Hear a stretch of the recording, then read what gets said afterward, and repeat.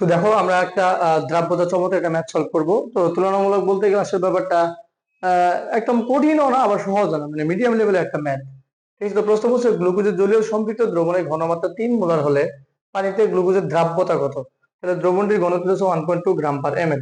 তাহলে এখানে তোমার 3 মোলার যেটা দেওয়া সেটা তোমার হচ্ছে দ্রবের ভর, তাহলে দ্রব্য হিসেবে আছে তোমার হচ্ছে গ্লুকোজ। তাহলে গ্লুকোজের 1 মোলের মান কত? তাহলে আমরা জানি 1 মোলের মান হচ্ছে তোমার তার আণবিক ভর। তাহলে আণবিক তুমি যদি ক্যালকুলেশন করো, কার্বন 12 × 6, হাইড্রোজেন 12 প্লাস অক্সিজেন 16 × 6 মানে 180 গ্রাম। তাহলে একটু দেখো যে তোমার গ্লুকোজের পরিমাণ দেওয়া আছে 3 মোলার। তাহলে এই 3 মোলার মানে তোমার হচ্ছে 3 মোল পার লিটার, মানে 1 লিটার আছে 3 মোল। তাহলে তুমি যদি মোল থেকে গ্রামে যাও তাহলে কি করবা? আণবিক ভর দ্বারা গুণ করবা। মনে রাখবা, মোল থেকে গ্রামে যাবো আণবিক ভর দ্বারা গুণ করবো, মোল থেকে গ্রামে যাবো আণবিক ভর দ্বারা গুণ করবো। তাহলে 3 মোল আছে, কত দিয়ে গুণ করবো? 180 দিয়ে গুণ করবো। কত হবে বলো? 540 গ্রাম পার এমএল, আর 540 গ্রাম পার লিটার।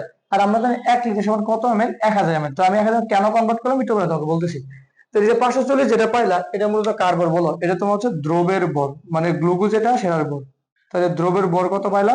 দ্রবের ভর পাইলা 540 গ্রাম পার 1000 এমএল দ্রবণ, তাই তো? আচ্ছা, এখন আমার দ্রাব্যতা বের করার জন্য মূলত দ্রব আর দ্রাবক লাগে। তাহলে আমি দ্রবের ভর পাই গেলাম, এখন আমার কি করতে হবে? দ্রাবকের পরিমাণটা বের করে নিতে হবে। আচ্ছা, দেখো দ্রবণের পরিমাণ দেওয়া আছে 1.2 গ্রাম পার এমএল, মানে কি 1 এমএল দ্রবণের ভিতরে দ্রব কতটুকু আছে? 1.2 গ্রাম। তাহলে লিখো 1 এমএল দ্রবণে দ্রব আছে কতটুকু? তাহলে 1 এমএল দ্রবণে দ্রব আছে 1.2 গ্রাম। দেখো আমি কিন্তু দ্রবের ভরটা বের করছি 1000 এমএল এর ভিতরে, সো আমার এটাকে কি করতে হবে? 1000 এমএল ভিতরে বের করা লাগবে। তাহলে সুতরাং 1000 এমএল দ্রবণে দ্রব আছে কতটুকু বলো? 1.2 ইন্টু 1000 গ্রাম। তার মানে বলো তো কত আসতে আছে? তুমি যদি ক্যালকুলেশন করো তাহলে তুমি হচ্ছে 1200 গ্রাম পাবে। ঠিক আছে, এটা কার পরিমাণ জানো? এটা তোমার হচ্ছে কিন্তু দ্রবণের পরিমাণ। কার পরিমাণ? তো এই মানটা তোমার হচ্ছে দ্রবণ। তো তোমার কিন্তু দ্রাব্যতা বের করার জন্য দুইটা জিনিস লাগে, দ্রব আর হচ্ছে তোমার দ্রাবক। তাহলে দ্রবের মানটা বের করেছে, এখন কি বের করতে হবে? দ্রাবক বের করতে হবে। তাহলে আমরা জানি, তাহলে দ্রাবক সমান, তাহলে দ্রাবকের মান বের করার সূত্র তোমার হচ্ছে দ্রবণ থেকে কি মাইনাস করো বলো? দ্রবণ থেকে তুমি হচ্ছে দ্রব মাইনাস করবে। দ্রবণ হচ্ছে তোমার দ্রব আর দ্রাবকের যোগফল। তাহলে দ্রাবক কি হবে? দ্রবণ মাইনাস দ্রব। এখন বলো দ্রবণ কতটুকু পাইছো? তুমি দ্রবণ পাইছো 1200 মাইনাস দ্রব কতটুকু পাইছো? দ্রব পাইছো তুমি হচ্ছে 540।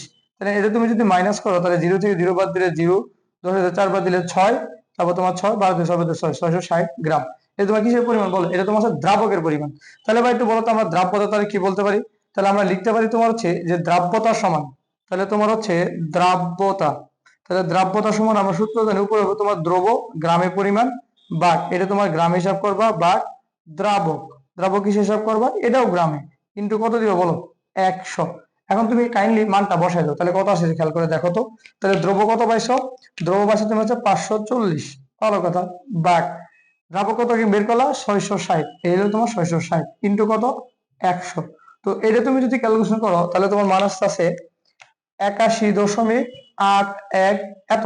ঠিক আছে, এত গ্রাম পার 100 গ্রাম দ্রাবক, এত গ্রাম পার 100 গ্রাম দ্রাবক। ঠিক আছে, তাহলে তোমার এই প্রশ্নের আনসার তোমার হচ্ছে 81.81 গ্রাম পার 1000 গ্রাম দ্রাবক, 100 গ্রাম দ্রাবক। ঠিক আছে, এটাই তোমার হচ্ছে এখানকার আনসার।